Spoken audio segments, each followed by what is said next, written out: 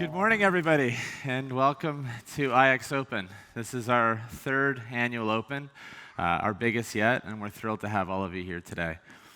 At IX Open last year, we introduced the metaphor that we believe identity is the skeleton key of programmatic, and we've made a tremendous amount of progress in the last year, which we're super excited to share with everybody over the next couple of days. We hope this great group of people can collaborate and network and grow together and get a lot of value out of the next few days of content. To dive right in, a lot's changed in the last year, particularly relevant to the consumer and its mainstream perception of our industry and other events in digital. And we thought it would be fitting to kick off Open this year by squarely talking about the consumer and the implications of some of these perceptions that are out there in the market. So let's get right to it. From privacy, data leakage, headlines like this in the mainstream media, bad actors draining mobile device connection speeds and batteries, and all kinds of other confusing and concerning things. Consumer trust in digital is really on the decline, and this certainly represents a problem for all of us and for the broader industry.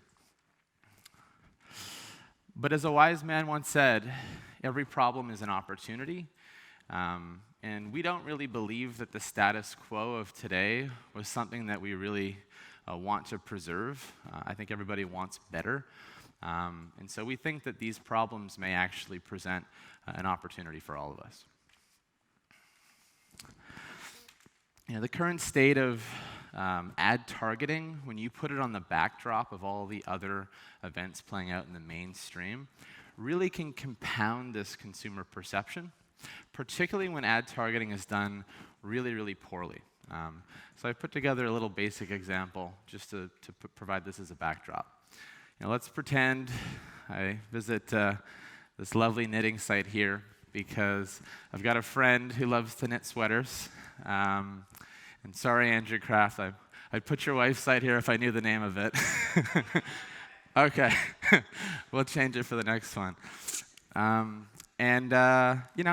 I've bought some balls of yarn, everything's lovely.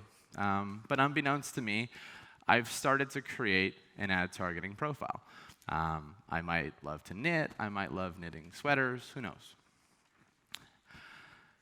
And so, continuing on my path on the web, and I could not resist clicking on that crazy picture of that dog, because I just need to know what noise is making it go crazy. So I'm building this profile. Now maybe I like yarn, maybe I like to knit, maybe I like sweaters, maybe I like pets. And through the wonderful magic of ad tech and programmatic, in walks the algorithm, and it creates this for me. I'm potentially in market for knitted sweaters on my pet, on my dog. This is obviously tongue-in-cheek, and all of our ecosystem can work really well too. But sometimes it doesn't, and we've all seen examples of this. And when the consumer sees that, it can feel very unnatural, and it can feel weird. And it just compounds this greater perception. And so I have a name for this lovely little pet. I call it the ad targeting monster, which sort of embodies a lot of the things that are wrong today in the ecosystem. And in the backdrop of everything else playing out, it's just a compounding factor. And so consumers then point to an industry like ours to say, what are they doing with all of our data? I'm worried about what's happening with Facebook. Now I'm seeing these weird ads. It all becomes this related problem of distrust. And so what follows that is, anytime we've ever seen monsters appear, generally speaking, they attract heroes. And so we now have the first of many privacy heroes showing their face, like Apple. And Apple is now the self-proclaimed hero in the war against ad targeting and consumer privacy. If you didn't see this billboard, they dropped this billboard in Vegas this year at CES. And so This consumer perception is no longer just a perception. There's actions. There are now responses that are playing out just like this. And so we thought it would be useful to take a look at what happens in our industry, in our ecosystem, when these responses occur. So let's start with Apple. If you're not familiar, Apple has the Safari browser. Apple's sort of privacy hero stance, war on ad targeting, has actually been going on for quite some time.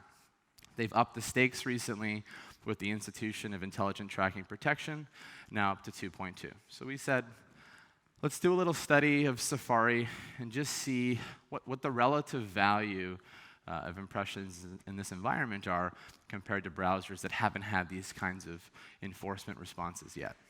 So we looked at a pretty big sample. And the first observation we made is that Safari impressions on the average don't yield a lot of bids. And when you think about it, logically, that makes a lot of sense. Safari's gone to great lengths to block third-party cookies, and ITP has gone to great lengths to block any other method of circumvention. And so on the average, we see about a third of the bids from the Safari browser compared to any other browser. But when we dig a little bit more, what we also find is that those bids aren't very valuable. Even when we do see that scarce bid, the bids rarely clear a publisher's floor. So what the market is telling us is the lack of addressability in these impressions are leading to a lack of desire to buy. And even when there is a desire to buy, it's only at a relatively low price. Things change, things evolve. We always improve as a market. So we also decided to look at trending. Maybe we're getting better. Unfortunately, the opposite's happening. Despite the fact that these impressions are growing, and arguably the device holders of any Apple device are probably pretty valuable, over time we're seeing less demand and less value in these impressions. So despite the conventional thought that maybe buyers will find another way, maybe they'll improve with contextual targeting or some other form, what this is actually showing us is that in a market of growth, programmatic's still growing like a weed, digital's growing overall, there's a lot of growth. To see an event like this occur, it usually suggests that there is a lack of desire to put money in this camp, which means the growth is simply going somewhere else. So let's talk about another big browser. Scott talked about Chrome briefly last night. There's been an awful lot of industry headlines about the announcements that Google made at I/O and the coming changes to the Chrome browser. I thought I'd share my own view. The biggest announcement Google made at Chrome, or I should say Google made at Google I/O for Chrome, is they're going to war against the practice of browser fingerprinting. We completely agree with this. We've never instituted fingerprinting at Index. We think it is completely untransparent. As a consumer, you can't really control the practice. You don't know when it's instituted. If you're not familiar with fingerprinting, how it works is effectively when you visit a website, when you visit any kind of content, your browser gives off signals, usually inside of the JavaScript arena. It might say the screen resolution of your device, the fonts that your device has, maybe applications that have been installed, and all those assemble kind of this fingerprint of sorts that if you string enough of those bits together, they actually become pretty unique. And as bad as cookies are, and as much as that we've ragged on the old cookie for years, at least you knew when a cookie was present, and at least you could delete it. You can't delete one of these. So what Google is signaling is, if you're going to circumvent the consumer's choice, you've entered into an arms race with us, and it's probably not going to end well. These are the other two announcements that Google made on the Chrome browser. And to break them down, the first is a fundamental change to the way cookies work by default. And what this means is, today by default on the web, if you set a cookie, so suppose I'm Facebook, and I set a cookie on Facebook.com, you can read that cookie on Facebook. You can also read that cookie anywhere else on the web. So if I'm on the New York Times and I'm Facebook, I can read my Facebook cookie from the New York Times. That's how the web works by default right now. This changes that in a really subtle way. This says any cookie whose purpose is to be used cross-site, so in the third party, must be explicitly declared with that intention. So if I'm Facebook now, and I desire for my cookie to be read on the New York Times, I have to declare to the web that's my intention. And you do so by using this little notation here. That's it. The only change was a declaration. They're not actually prohibiting you from using a third-party cookie. They're not prohibiting cross-site tracking. They're requiring explicit declarations. Now, what this likely means is that subsequent features of the Chrome browser will give that disclosure to the consumer so that the consumer has more transparency and likely more control over who can do that. But that wasn't part of the announcement. Declaration was the only part of the announcement.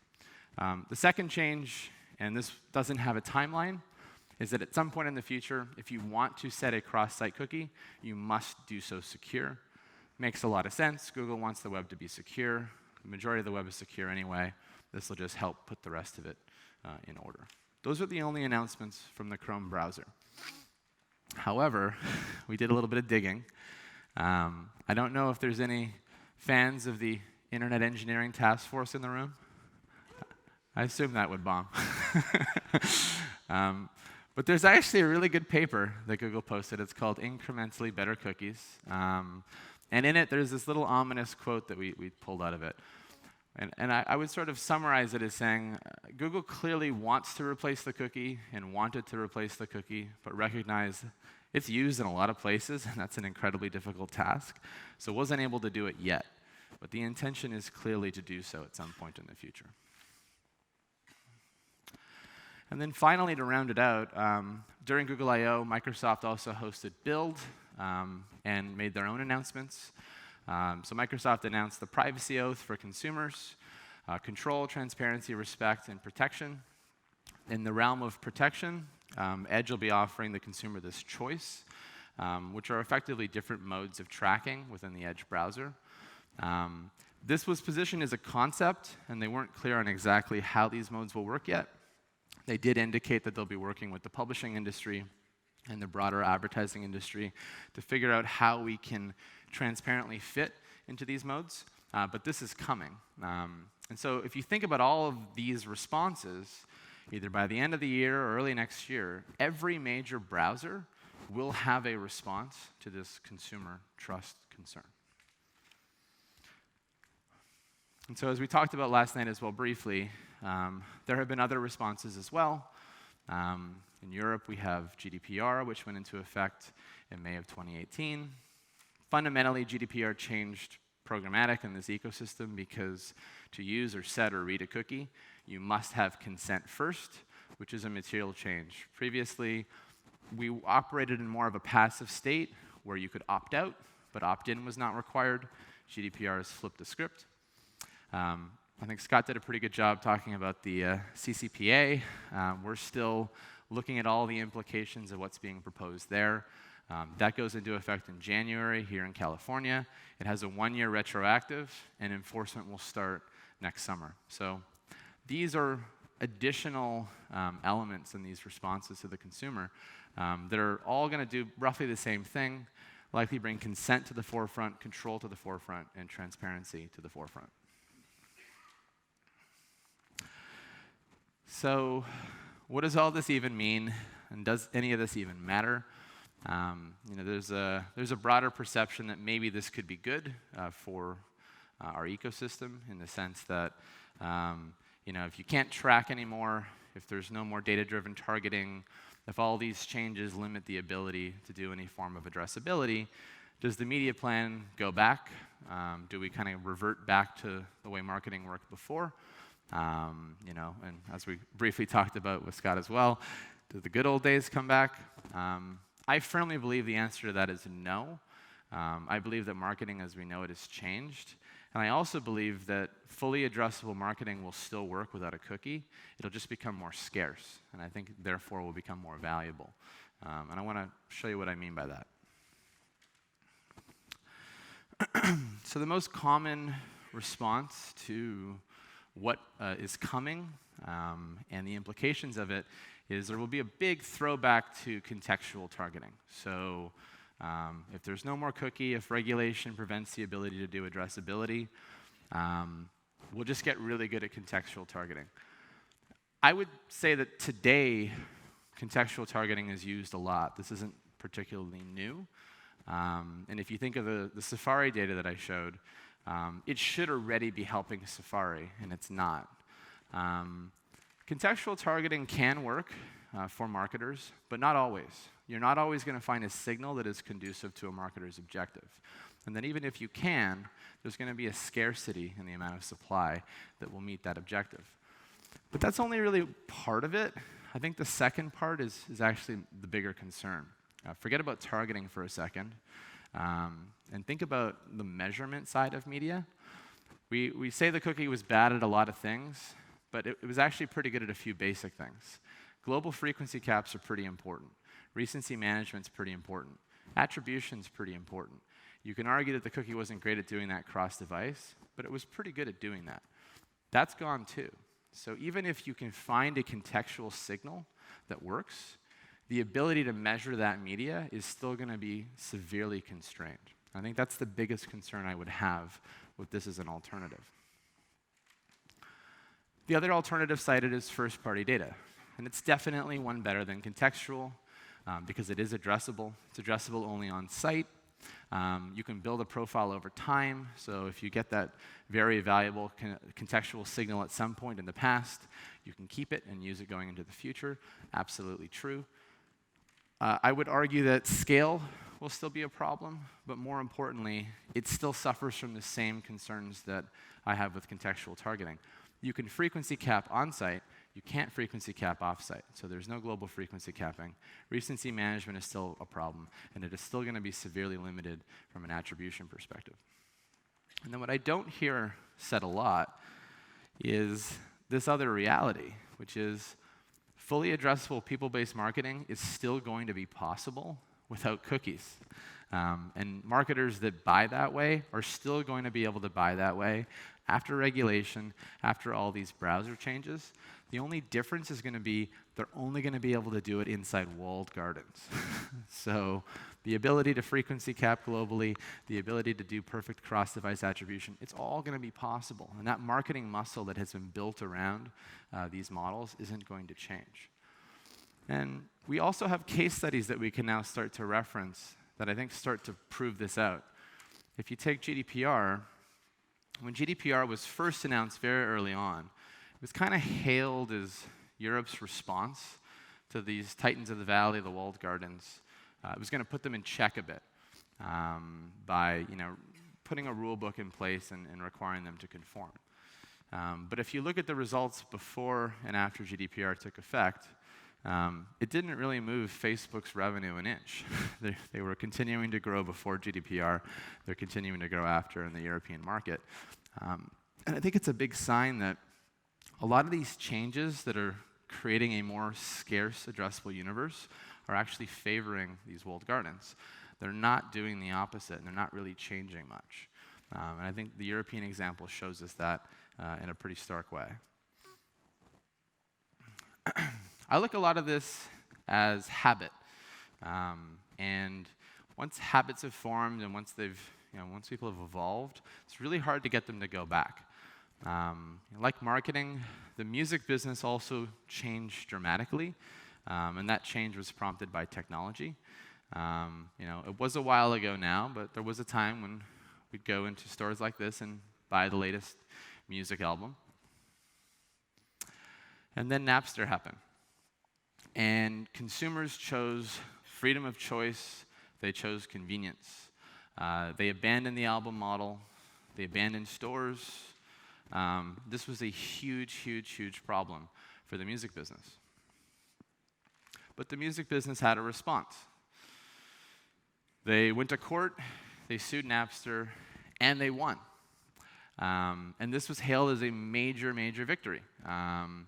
If that method of music distribution was eliminated, things should go back. They should go back to the way they were before. Consumers will revert back to buying albums. They'll come back into the stores. We won. But that did not happen. This happened instead. That problem was turned into an opportunity. And the rest of the story unfolded the way we know. In my view, if there is ever a better way to do something presented and habits form around it, from buying and listening to music to buying and planning media, we don't usually see progress regress. We usually see progress continue to progress. And it's those that are the most successful can turn those challenges and those problems into opportunities, just as we saw here. So I want to try to break down what I view as the current state in a little visual. I believe addressable advertising works, and I believe that's a true statement. And today, everyone in the ecosystem has some form of the addressable opportunity, but it's largely enabled by cookies. So what that means is, somewhere on this chart, and this is the first line is the line of addressability and accuracy, the cookie is somewhere in the middle there. We're starting to do one better by bringing people-based methods into the realm. We're doing that with the likes of M1 and LiveRamp and others that we're going to be announcing today and tomorrow, which are getting us a little bit closer to the edge of accuracy. Our little ad targeting monster, which is sort of the example of everything that we can do that's wrong, is on the polar side of that because addressability alone isn't enough.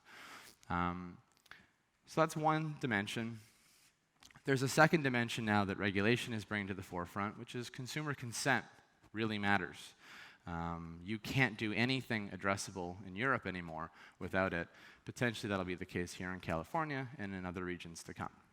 And so you start to also contemplate that spectrum.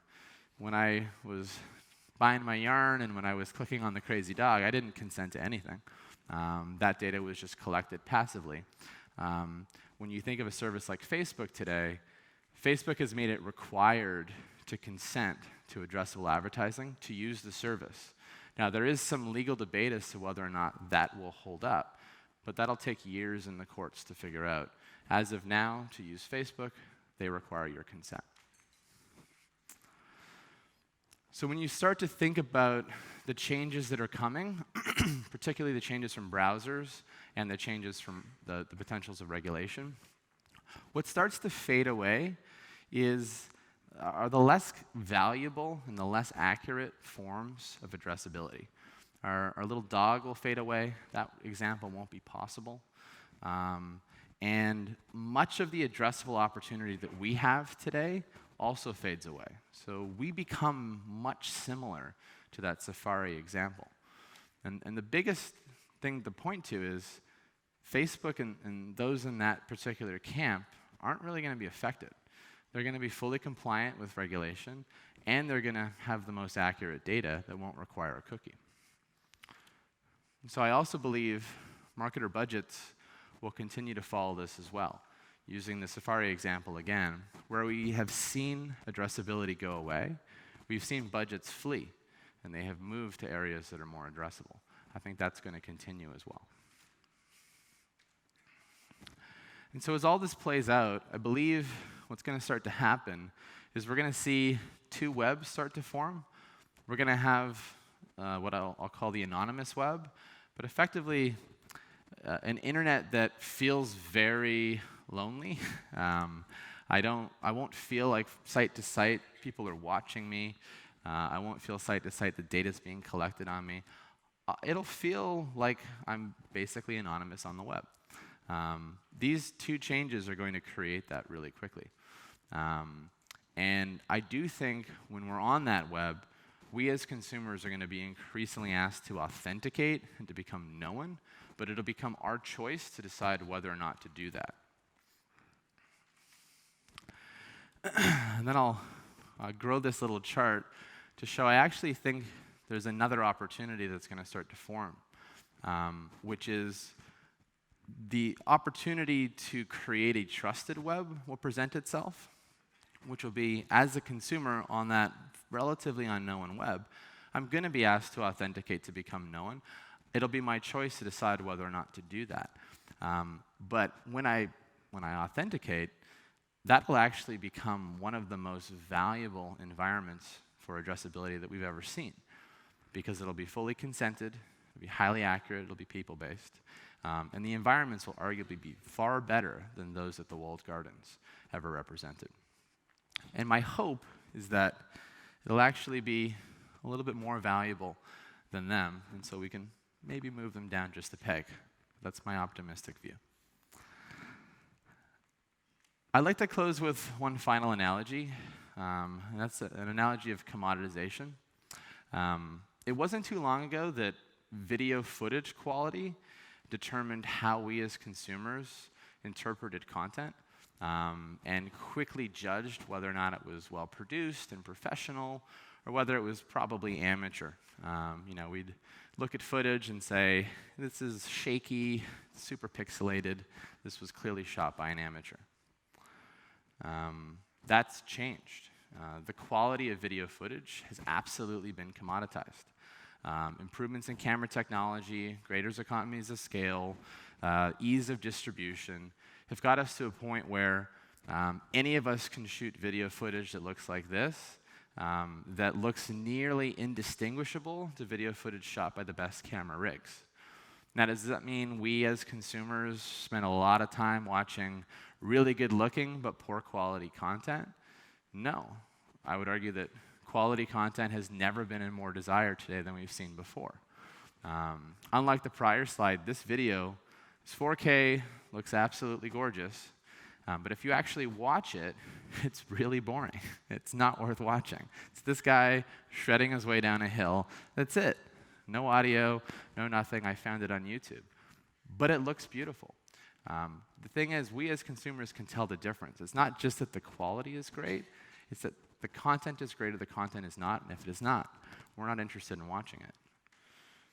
If you take this as my third example, the footage quality of this video is exactly the same as the footage quality on the last video. The difference is this video was produced by Red Bull. It has a super compelling storyline. It's really well choreographed. It's worth watching. It's a good watch. And it's collected 1.5 million views. Consumers can tell the difference. Just because video footage quality was commoditized doesn't mean content was commoditized. There is a material difference between the two. And that old method of waiting a few frames to see whether or not a piece of footage was amateur, now maybe we wait 5 seconds, but we can still pretty well tell the difference pretty quickly.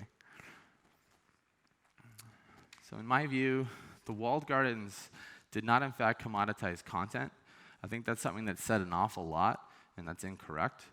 I believe that content is still king, and trusted content in particular is in incredibly high demand.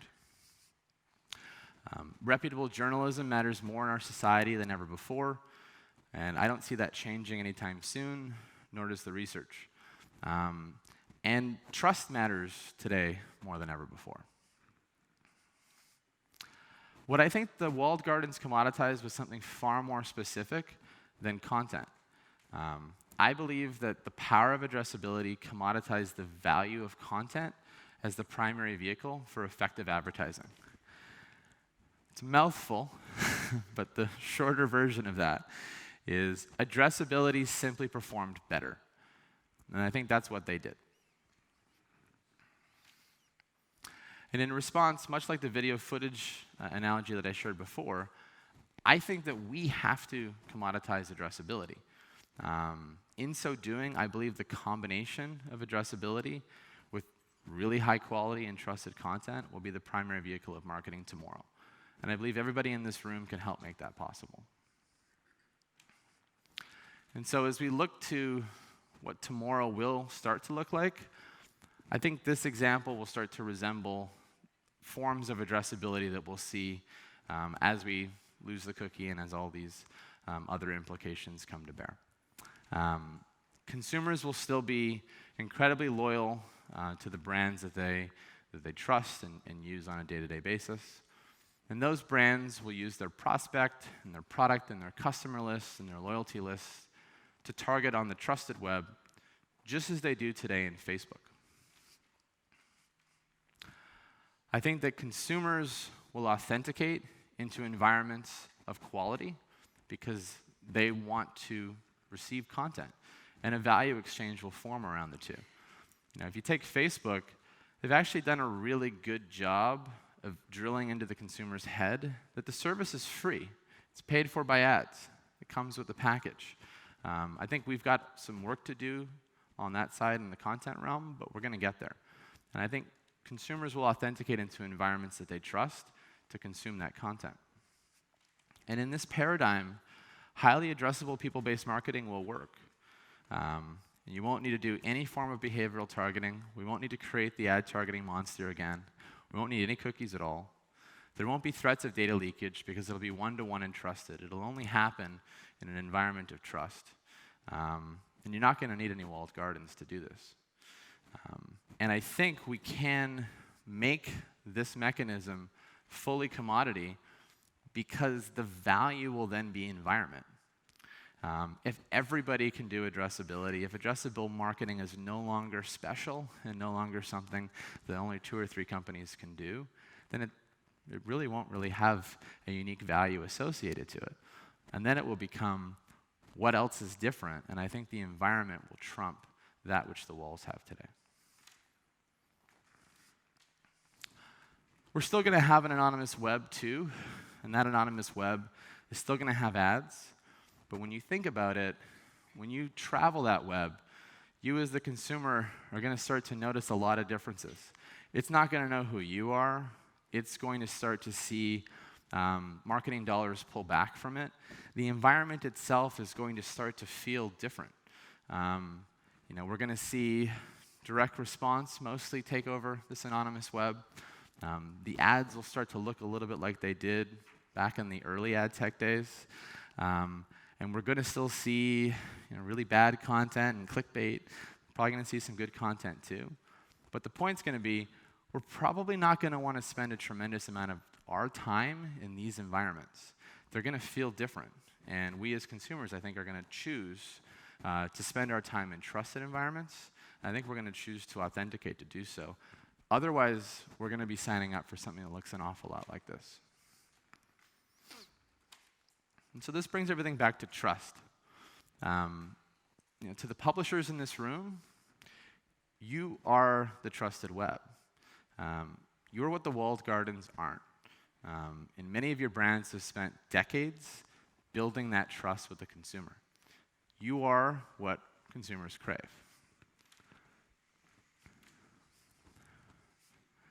But don't take my word for it. I know this because consumers trust you to tell them what they need to know each and every day. One of these headlines is from one of your brands in the room. Everyone in this room, I believe, is in the business of trust.